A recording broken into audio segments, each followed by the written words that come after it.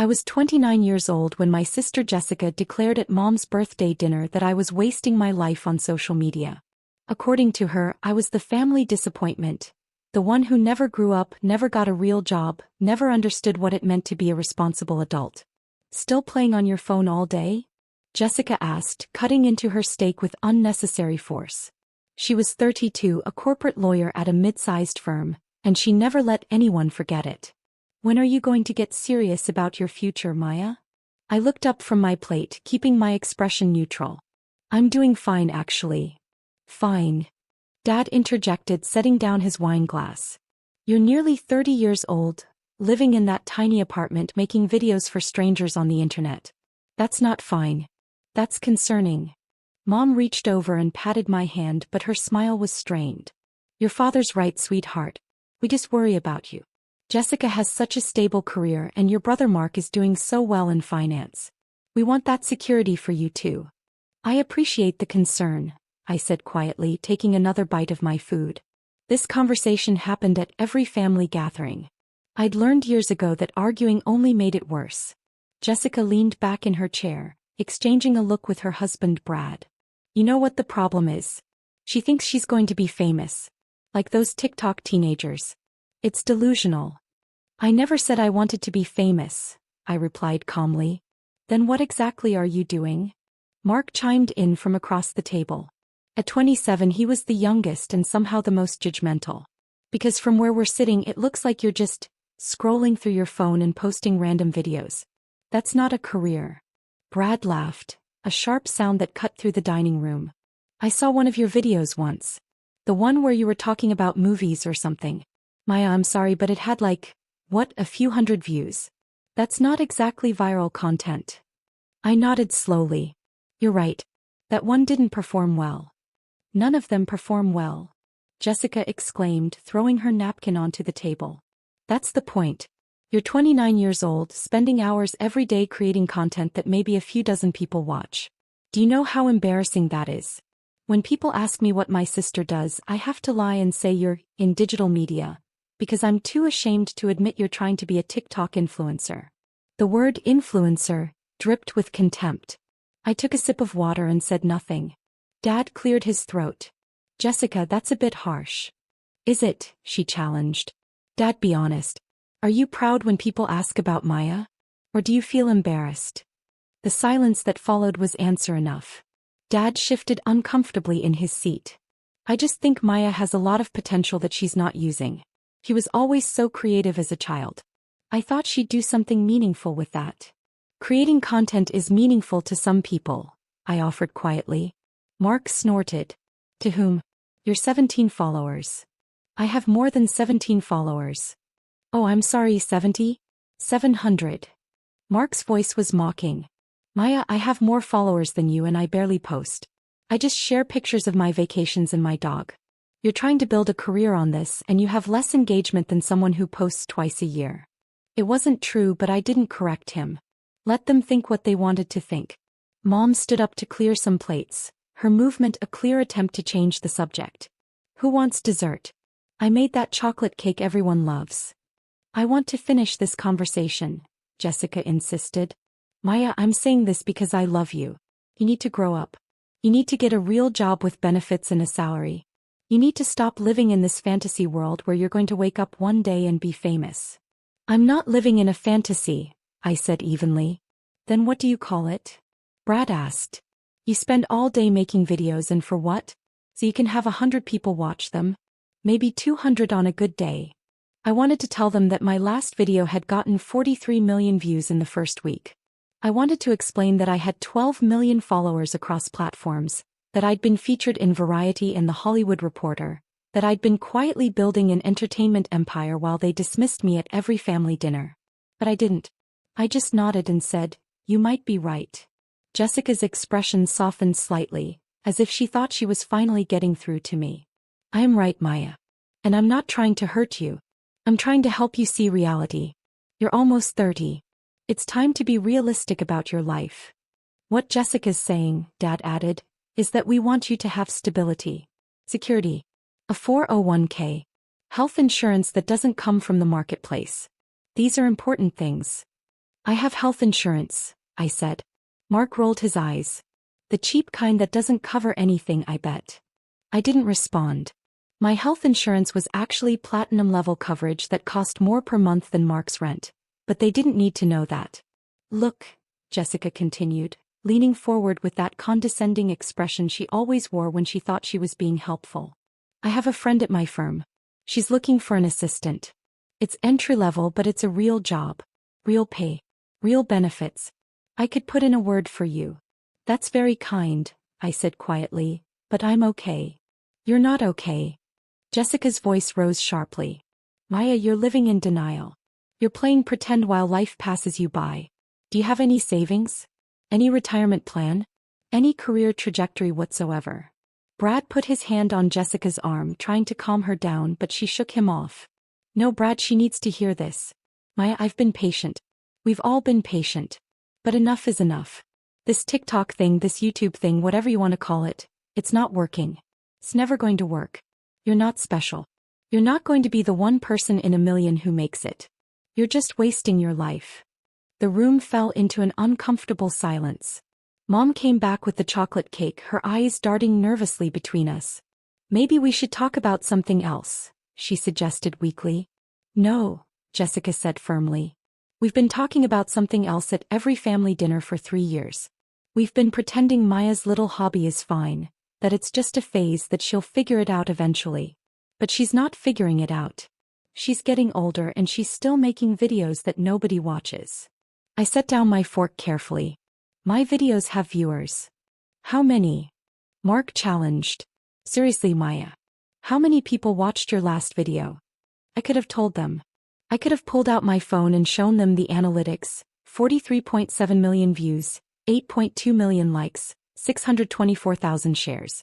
I could have shown them the comments from verified celebrities, the collaboration requests from major brands, the messages from other influencers wanting to know my secrets. Instead, I said, a few people. Jessica laughed bitterly. A few people. Do you hear yourself? Maya, I'm billing hours on cases that affect thousands of people. Mark's managing portfolios worth millions. Brad's designing buildings that will stand for decades. What are you doing? Making videos that a few people watch. She's doing what makes her happy, Mom tried weakly. Happy doesn't pay the bills, Dad said, and I could hear the disappointment in his voice. Maya, your mother and I have been talking. We're worried about your future. What happens when you're 40 and still trying to make this work? 50? At some point you have to accept reality. I understand your concerns, I said, keeping my voice level and calm. I'd learned this technique years ago. Never react, never defend, never explain. Just acknowledge and move on. But Jessica wasn't ready to move on. Do you though? Do you really understand? Because you keep doing the same thing over and over, expecting different results. That's the definition of insanity, Maya. Actually, I said quietly, that's not the definition of insanity. That's a misattributed quote that. Oh my God, Jessica interrupted, throwing her hands up. Even now. Even when we're trying to have a serious conversation about your future, you're being difficult. I'm not trying to be difficult. You are though. She stood up abruptly, her chair scraping against the hardwood floor. You're so deep in denial that you can't even have a real conversation about this. You can't admit that you've failed. You can't accept that this internet dream isn't going to happen for you. Brad stood too, putting his arm around Jessica's shoulders. Babe, maybe calm down a little. No, I won't calm down. I'm tired of watching my sister waste her life. I'm tired of making excuses for her at parties when people ask what she does. I'm tired of pretending that everything's fine when it's clearly not. My phone buzzed in my purse under the table. I ignored it. Nobody watches your stupid videos, Jessica continued, her voice breaking slightly. Nobody cares about your content. You're embarrassing yourself and you're embarrassing this family. Do you know that Mom's friends ask about you? Do you know what it's like for her to have to explain that her daughter is almost 30 and still playing on social media like a teenager? Mom's face flushed red. Jessica, that's not. It's true, Mom, and you know it. Mrs. Patterson asked about Maya last week and you changed the subject so fast I got whiplash. Because you're ashamed. We're all ashamed. The words hung in the air like poison. I felt a familiar tightness in my chest, but I kept my expression neutral. This wasn't new. They'd been ashamed of me for years. Dad cleared his throat. Jessica, that's enough. Is it? She challenged. Because I think someone needs to say it. Maya needs to hear the truth. She needs to understand that her little videos aren't a career, they're a joke. And the joke's getting old. Mark nodded in agreement. She's right, Dad. We've all been thinking it. Someone had to say it. My phone buzzed again. And again. I felt it vibrating insistently against my leg. You're not even listening. Jessica's voice rose to a near shout. You're on your phone right now. This is exactly what I'm talking about. We're trying to have a serious conversation about your life, and you're checking your notifications like a teenager. I'm not checking my phone, I said quietly. It's just buzzing. Then turn it off, she demanded. For once in your life, be present. Be here with your family instead of living in your fantasy online world. I reached into my purse and switched my phone to silent, feeling it continue to vibrate against my palm. Thank you, Jessica said sarcastically. Now, can we please have an adult conversation about your future? Before I could respond, there was a sharp knock at the front door. Mom looked startled. Were we expecting anyone else? She asked. Dad shook his head. Not that I know of. The knocking came again, more insistent this time. Mom stood up, smoothing her dress nervously as she walked toward the foyer. We all heard the door open, heard her surprised intake of breath. I'm looking for Maya Chin, a man's voice said, professional and urgent. I'm her agent, Richard Castellano. It's extremely important that I speak with her immediately. My stomach dropped. Oh, not now. Not here. Jessica's eyes widened. Your agent? You have an agent. Before I could respond, Richard appeared in the dining room doorway, slightly out of breath, still wearing his suit from what must have been a meeting in LA. He'd obviously rushed to get here. Behind him, I could see Mom standing in the foyer, completely confused. Hiya, Richard said, his eyes finding mine across the room. We need to talk. Now. I'm in the middle of dinner, I said carefully, trying to signal with my eyes that this was not the time. I understand that, but Universal Studios has been trying to reach you for the past hour. Your phone's been going straight to voicemail. He glanced around the table, taking in my family's shocked expressions. I apologize for interrupting, but this can't wait. Jessica found her voice first. Universal Studios? Like, the movie studio. Richard barely glanced at her. Maya, they need you to sign the contract tonight. The deal's been finalized. $80 million for the 3-film package plus the streaming series. They want to announce it tomorrow morning, and they need your signature before the press release goes out. The silence that followed was absolute. I could hear the grandfather clock ticking in the hallway, could hear someone's breath catch in their throat. 80 million? Mark's voice was barely a whisper. Richard finally looked at my family properly, seeming to realize that he'd just dropped a bomb in the middle of a birthday dinner. I'm sorry, did she not tell you? Maya's been in negotiations with Universal for the past 6 months. They're developing a major franchise based on her content and creative vision. She'll be starring, producing, and directing. It's the biggest deal for a digital creator in Hollywood history. Dad's fork clattered against his plate. Starring? Producing? What are you talking about? Richard pulled out his phone, tapping quickly. Maya Chin. 12 million followers on TikTok, 15 million on Instagram, 8 million YouTube subscribers. Her content has generated over 2 billion views in the past year alone. She's been courted by every major studio in Hollywood. He looked at me with barely concealed exasperation. Which they would know if you told them. You have 12 million followers? Jessica's voice was hoarse. I closed my eyes briefly. Yes. But you said. She trailed off, her face going pale. Richard checked his watch. Maya, I hate to rush you, but the studio heads are waiting on a conference call. They need confirmation tonight. Netflix is trying to counteroffer and Amazon's been calling all day. Universal wants to close this before someone else swoops in. Netflix. Mom's voice was faint. Amazon. The streaming platforms, Richard explained with the patience of someone talking to children. They've all been competing for Maya's exclusive content. Universal won because they're offering the most creative control, plus the theatrical releases. Maya will have her own production company, final cut on all projects and profit participation that, he stopped himself. I probably shouldn't discuss the details in front of family. Brad laughed suddenly, a slightly hysterical sound. This is insane. This is absolutely insane. Actually, Richard said coolly, it's business. Maya's been one of the most sought-after creators in the industry for over 2 years. Where have you been? We thought. Jessica started, then stopped. Her face was red now, whether from embarrassment or anger I couldn't tell. We thought she had a few hundred followers. Maybe a few thousand. Richard's eyebrows rose. A few hundred? No offense, but how could you possibly think that? Maya was featured on the cover of Variety 3 months ago. She won a Streamy Award last year. She's been profiled in The Hollywood Reporter, Forbes, Entertainment Weekly. He paused. Did you not Google your own sister? The question hung in the air, damning. I've been keeping a low profile, I said quietly, coming to Jessica's defense even though I knew she didn't deserve it. I didn't talk about my work much at family gatherings. That's an understatement, Richard muttered. He turned back to me. Maya, seriously. The studio needs an answer. Are you going to sign? Everyone was staring at me. Jessica's face had gone from red to white. Mark looked like he might throw up, and Dad was gripping the edge of the table so hard his knuckles had turned pale. Mom stood in the doorway, one hand pressed against her chest.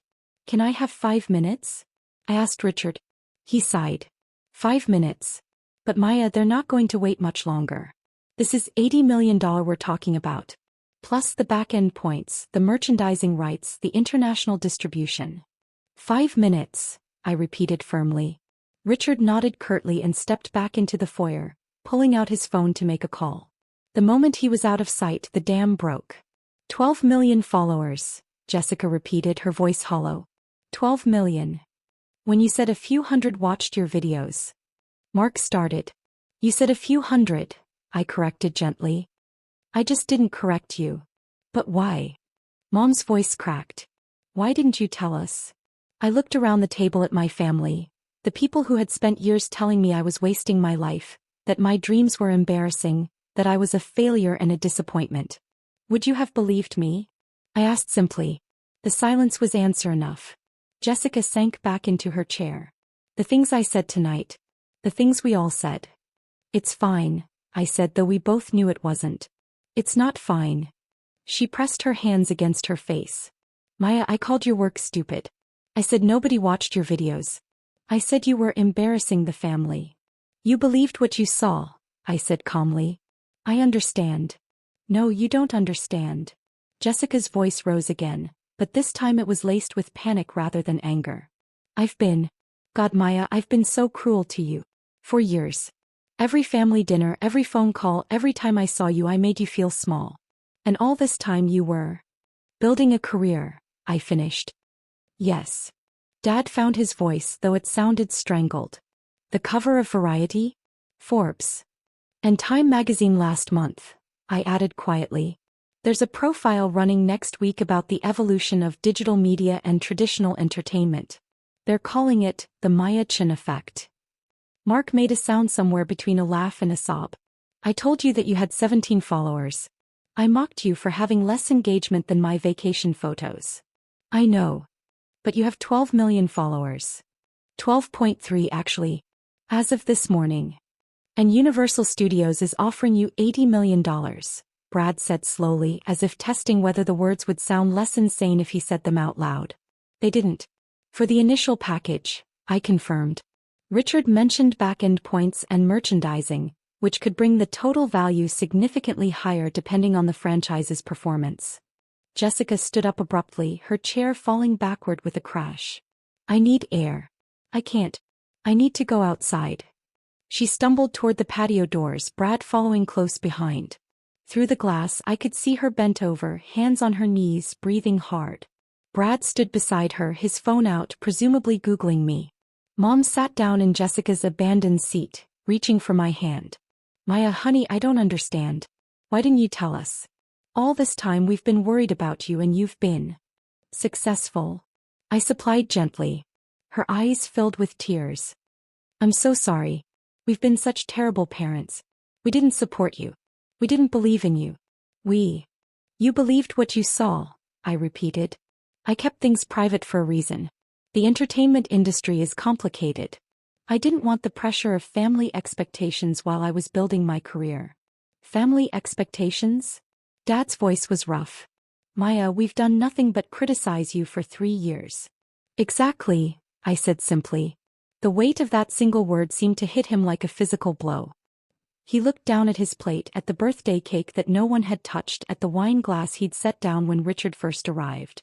I'm going to sign the contract, I said, standing up. Richard needs to get back to LA tonight and the studio is waiting. Of course, Mom said quickly. Of course you should sign it. Maya, this is incredible. I can't even process this. Mark hadn't moved, hadn't spoken. He was staring at his phone screen, scrolling through something. You have videos with 40 million views, he said dully. 50 million. One has 83 million views. The one about analyzing film techniques in contemporary action movies, I said. That one did particularly well. The one Brad said nobody watched, Mark continued. The one we all laughed about. 83 million people watched it. Give or take, I agreed. Richard appeared in the doorway. Maya, I hate to interrupt, but we really need to go. The studio heads are getting anxious. I nodded, grabbing my purse. I'll call you later, Mom. Happy birthday. Wait, Jessica said, coming back inside from the patio. Her face was streaked with tears, her carefully applied makeup smudged. Maya, please. I need to apologize. I need to. It's okay, I said, though we both knew it wasn't. It's not okay. I've been horrible to you. I called you an embarrassment. I said your work was stupid, that you were wasting your life, that you were delusional. Her voice broke completely. And all this time you were building something incredible and I was too busy being judgmental to see it. Jessica, I said gently, I appreciate the apology. But right now I have a contract to sign. Can we talk about this? She pleaded. After? Tomorrow? I need to explain, I need to. We'll talk, I promised, though I wasn't sure I meant it. But right now I really do need to go. Richard was already heading toward the door, typing rapidly on his phone. I followed him, aware of my family trailing behind me like stunned ghosts. Maya, Dad called out as I reached the foyer. I turned back.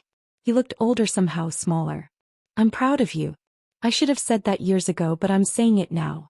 I'm proud of you. Thank you, I said quietly. We all are, Mom added, her voice thick with tears. So incredibly proud. In the driveway, a black car was waiting, Richard's driver. He held the door open as Richard slid inside, already on a conference call with the studio. Maya, Jessica called from the doorway. I paused, one foot in the car. The things I said tonight. I'll never forgive myself. Then don't, I said simply and got into the car. As we pulled away, I could see my family standing in the doorway, illuminated by the porch light. Jessica was crying openly now, supported by Brad. Mark stood with his phone still in his hand, probably still scrolling through my social media. Mom and Dad held on to each other, looking lost. Family drama? Richard asked, ending his call. You could say that. He handed me a tablet with the contract loaded. They didn't know, did they? About any of it? No. Why not? I thought about all the dinners like tonight, all the comments about my wasted life, all the pitying looks and disappointed silences.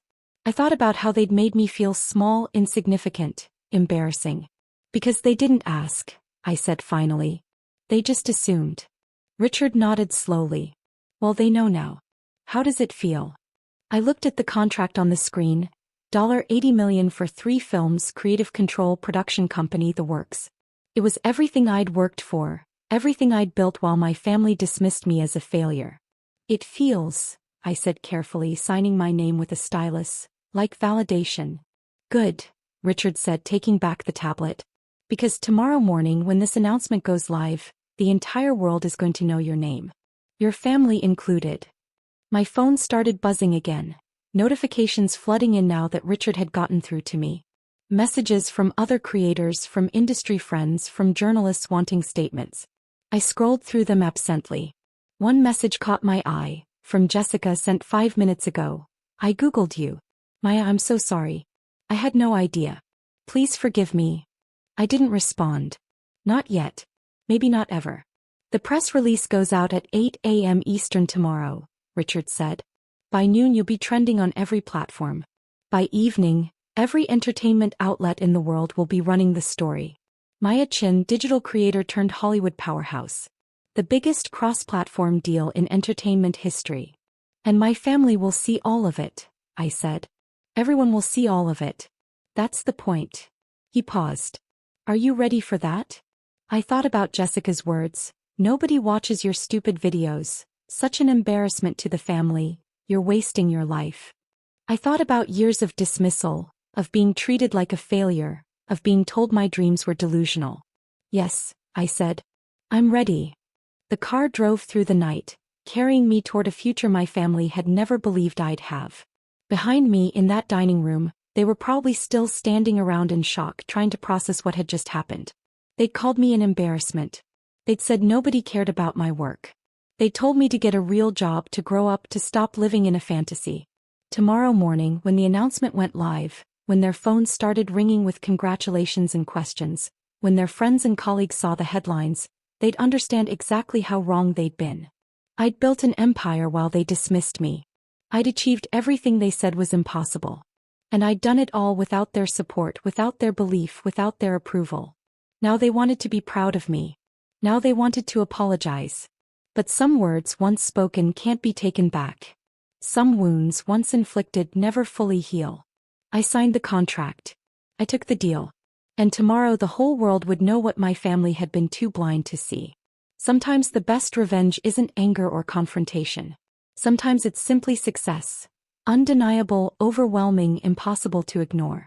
And sometimes it's letting people realize far too late exactly what they threw away.